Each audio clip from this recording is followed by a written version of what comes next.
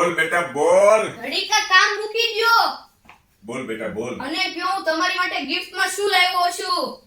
આમાં હું જાદુ કરતો નથી તો મને ખબર પડી જાય બેટા. હે?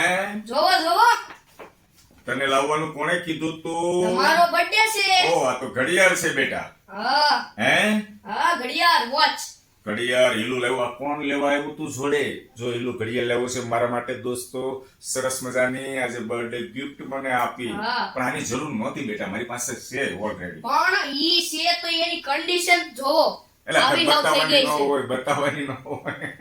અરે બીજી છે મારી પાસે. જો આજે તો મેં શર્ટ પહેર્યો છે ને એટલે નથી પહેરી. હું જ્યારે ટી-શર્ટ પહેરું ને ત્યારે આ ઘડિયાળ પહેરું છું. પણ એની એકદમ કન્ડિશન ક્યાં બહુ સારી છે.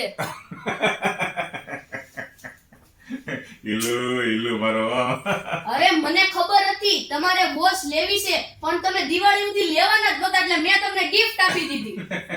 તને કેમ ખબર દિવાળી સુધી નથી લેવાનો? તમે તો આ બેયમાં હકાય જ લેવાના હતા. મેં કીધું હવે મારે ગિફ્ટ દેવી પડશે. વાહ દોસ્તો વાહ. હીલુને મારી એટલી પસંદ તો ખબર છે કે એના પપ્પાને ઘડિયાળ બહુ ગમે છે એટલે મારા માટે ગિફ્ટમાં મને ખબર નથી. કોણ કોણ ગયા તા લેવા કીધું? હું મમ્મી અને દીદી. વાહ ખૂબ સરસ. થેન્ક યુ વેરી મચ બેટા. Thank you. આવી જ રીતના પપ્પાની કેર હંમેશા કરજો બેટા. હા હંમેશા કરશું. થેન્ક યુ બેટા, થેન્ક યુ. મને ગમે તારી પસંદ હો. હમ.